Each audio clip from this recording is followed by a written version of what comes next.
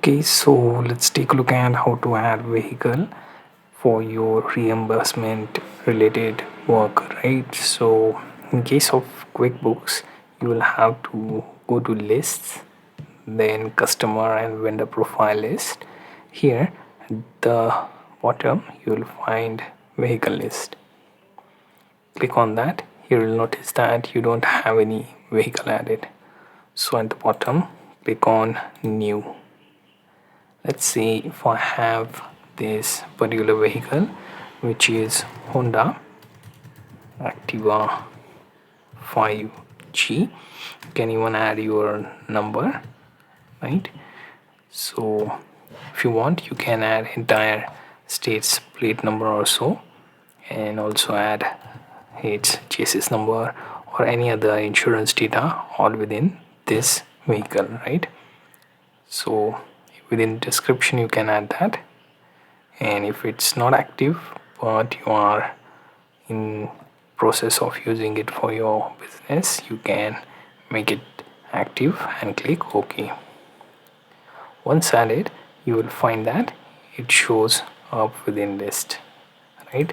And you can also edit, delete by selecting that, make it inactive or customize columns, right?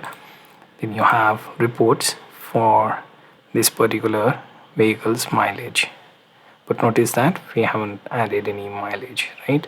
So what we can do in such case, let me close this, then go to company, and here we will check for enter mileage. So enter vehicle mileage, select this, and this will open up. Now here you will have to select your vehicle, choose the start date. So let's say last month I started on 11th, so 11 to up to today.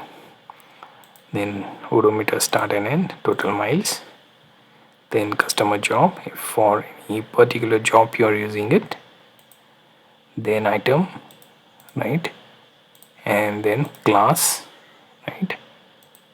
Okay, so you will have that detail, and click on save new. Okay, must provide non-zero value for total miles.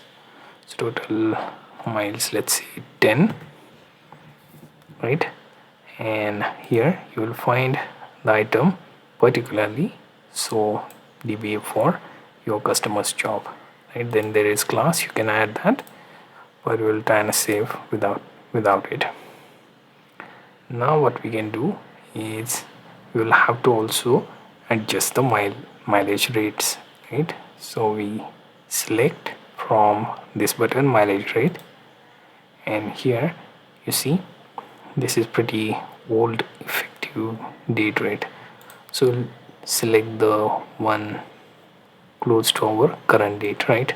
So let's see, mileage date changed on 21, and let's see if I choose to add it to 53, right?